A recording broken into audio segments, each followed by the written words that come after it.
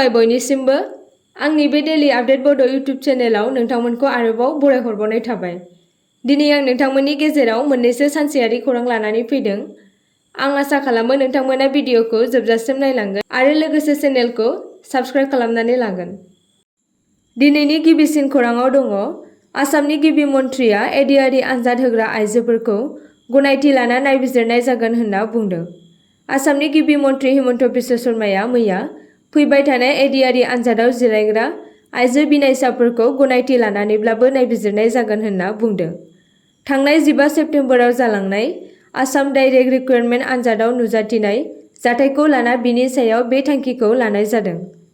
नलबारि जिल्लानि बेलसोराव सुवाहिद स्मृति senior secondary स्कुलनि आनजाद मिरुआव सासे आइजो आनजाद होगिरिखौ सासे आइजो पुलिस चेकिं खालामगिरिया सासे आइजोनि सायाव गनायथि गैयालासेनो प्राइभेट पार्टफोराव आखाइ होनानै चेकिं खालामनायखौ लानानै सासे आइजोआ फेसबुकआव गावनि मोन्दांथिखौ लाजिनांथाव आरो दुखुनांथाव होनना फोरमायनायनि उनाव दान्थे-बिदान्थेया सोमजिदोंमोन।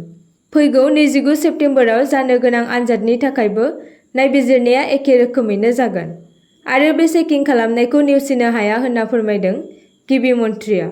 नाथाय आइजो बिनायसाफोरखौ चेकिं खालामनायनि सिगां सोंनाय जागोन दि बिसोरो चेकिं खालामजानो लुबैयो नामा।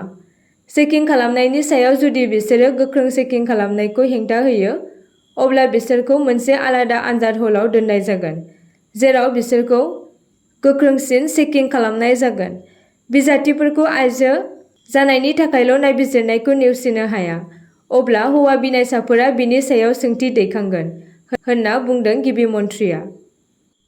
नैथि खौराङाव दङ मोन 19 गामिफोरखौ BTRजों सरजाबनायनि बिथोन होबाय रायजो बेंगिरिया।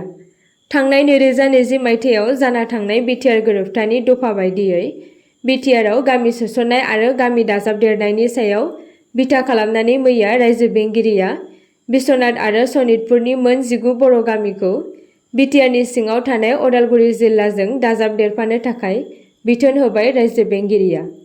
मख'नो गोनांदि बिनि सिगाङावबो बिश्वनाथ आरो सनितपुर जिल्लानि मैखोम बर'फोर थानाय मोन 60 गामिफोरखौ BTRआव थिसननो आसाम सोरखारा बिथोन फोसावखांबाय। थामथि खौराङाव दङ एडिआरइ सोंथि बिलाइ सेबखांनायाव लोब्बा थानाय आरोबाव 7 सुबुंफोरखौ जोबथेसालियाव दैथायहरदों।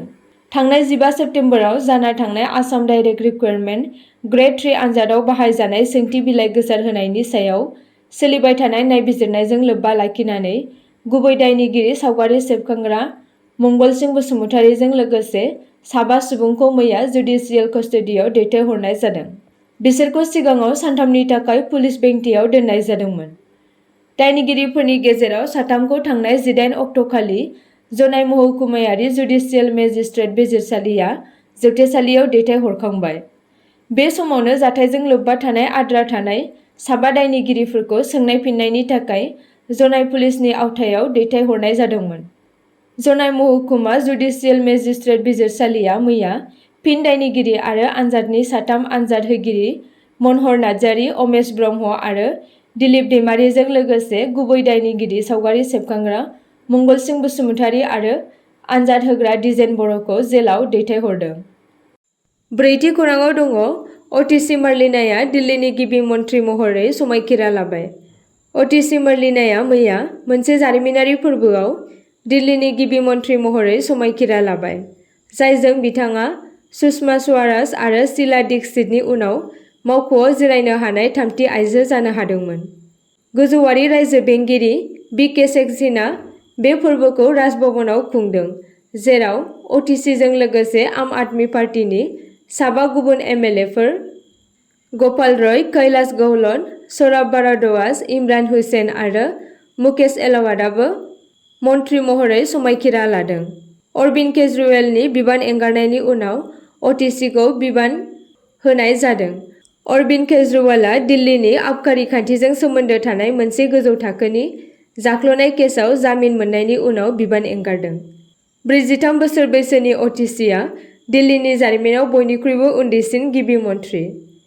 केजरीवालआ जोबथेसालियाव थांनाय समाव रांखान्थि, सोलोंथाय आरो खाजोनाजों लोगोसे 14 बिफानफोरखौ सामलायदोंमोन, जाय आयेनारि जेंनाफोरनि थाखाय गोनांथार बिफाव लादोंमोन।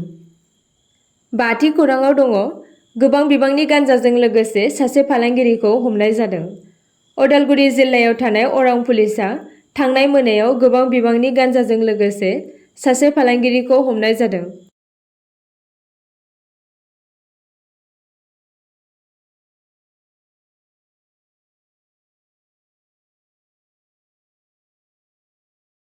नाम्बारनि गारिजों लोगोसे गासै 118 किल'ग्राम गान्जा हमनो हायो।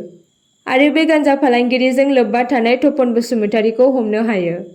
हमजानाय तपन बसुमतारीया अरुणाचल प्रदेशनिफ्राय अरांआव लाबोबाय थानाय समावनो अरां पुलिसआ सिग्रोमनाय हाबाफारियाव गान्जाखौ बोखांनो हायो।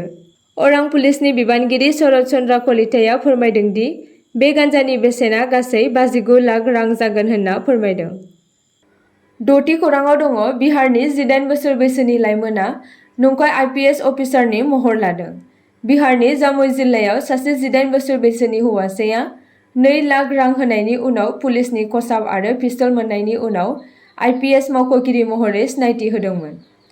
हौवासाया गावनि गामियाव गावखौ IPS होनना गावनि IPSनि रेंकखौ दिन्थिगासिनो दंमोन। जेब्ला जायगानि सुबुंफोरा पुलिसनो खौरां हरो आरो बेखौ पुलिसआ हमनाय जायो। जेब्ला पुलिसआ बिथांखौ खायो अब्ला मिडलेस मानजि मुंनि नंखाय IPSआ बुंदोंमोन दि आं सासे IPS आरो सुबुंफोरनो गावखौ बुंदोंमोन दि आं सासे IPS अफिसार जाबाय। गावखौनो नंखाय IPS अफिसार होनना दिन्थिना गिदिंबाय थादोंमोन। आरो दा बिथांखौ सिकन्द्रा पुलिसआ खाबाय। पुलिस थानायाव लाबोनायनि उनाव बिथांखौ सोंथि खालामनाय जादों। बेजों लोब्बा थानाय गासैबो हान्जानि सोद्रोमाफोरखौ खानाय जागोन, सासे गागि पुलिस अफिसारआ बुंदोंमोन। हौवासानिफ्राय पुलिसनि खसाब आरो पिस्तलखौ लानाय जादों।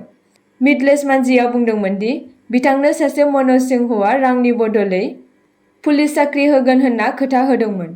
मनज सिंहआ बुंदोंमोन दि जुदि बिथांनो 2 लाख रां होयोब्ला बियो पुलिसआव साख्रि होगोन होनना। आरो दानसे सिगाङाव बिथांनो बांसिन रांखौ होदोंमोन। बिथां मनज सिंहआ बेनो खायरा फरायसालिनि खाथियाव इउनिफर्म आरो पिस्तलखौ होदोंमोन। आरो मिडलेस मानजिया गामियाव बिमाखौ खौरां हरनो फैदोंमोन। बिनि उनाव आद्रा थानाय 30,000खौ होनो खेरायाव थांदोंमोन। बे समाव पुलिसआ बेखौ सिकान्दरा चकआव हमदोंमोन होनना मानजिया बुंदोंमोन। 7थि खौराङाव दङ बड'फा कालचारेल कमप्लेक्सआव इन्टारनेशनेल पीस डे फालिदों। क'क्राझाराव थानाय बड'फा कालचारेल कमप्लेक्सआव बड'लेण्ड हेपिनेस मिशननि सिङाव मैया BTR सोरखारनि बानजायनायाव इन्टारनेशनेल पीस डे फालिनाय जादों। बे हाबाफारियाव आसामनि रायजो बेंगिरि श्री लक्ष्मण आचार्य आरो BTRनि CM प्रमद बर' आरो गुबुन गुबुन मानगोनां सुबुंफोरा बाहागो लादों। बे फालिथाइया 10 बोसोरनि हिंसायारि जाथाय आरो जोंनि ओनसोलाव जाफेरि गोजोननि मोनसे गोदान मुगानि जागायजेन्नायनि गेजेरजों BTRनि दावबायनायखौ दिन्थियो। बे गेदेर हाबाफारिया BTRआव गोजोन आरो गोरोबलायनाय दावगानायखौ बांहोनो थाखाय मानगोनां CMनि दैदेननायाव बे हाबाफारिया खुंजादों। सानसेनि हाबाफारि लानानै दावबायफैनाय आसामनि रायजो बेंगिरि श्री लक्ष्मण आचार्यखौ गुबुन गुबुन हाबाफारियाव बाहागो लानाय नुनो मोन्दों। मानगोनां रायजो बेंगिरिया बड'लेण्ड सिल्क पार्क एन्ड इरिस्पिन मिलनि खामानिखौ नायबिजिरनो थाखाय आरो बड'लेण्ड मुलुगसोलोंसालियाव फरायसा आरो फोरोंगिरिफोरजों सावरायनो बड'लेण्ड मुलुगसोलोंसालियाव दावबायहैदों। बिथाङा बड'लेण्ड सिल्क पार्कआव दिहुनजानाय गोबां रोखोमनि गोजौ थाखोनि इरि दिहुनथायफोरनि सायाव गोजोननाय फोरमायदों। 8थि खौराङाव दङ आसामनि कामरुपआव घुस लाबाय थानाय SDOखौ हमदों। जाख्ल'नायनि बेरेखायै मोनसे मख'जाथाव आगानाव कामरुपनि पलासबारि बक्क' साइगाव टेरिटरियेल बिल्डिं साब डिभिजननि महकुमा मावख'गिरि सुबोध दासखौ सेप्तेम्बर 2024 खालि vigilance and anti corruption Assam बिथोनगिरिया हमदोंमोन। बिथां दासखौ बिलफोरनि जारि खालामनायखौ गोख्रै खालामनो थाखाय सासे थिकादारनिफ्राय घुस लानायनि दायआव हमनाय जादोंमोन।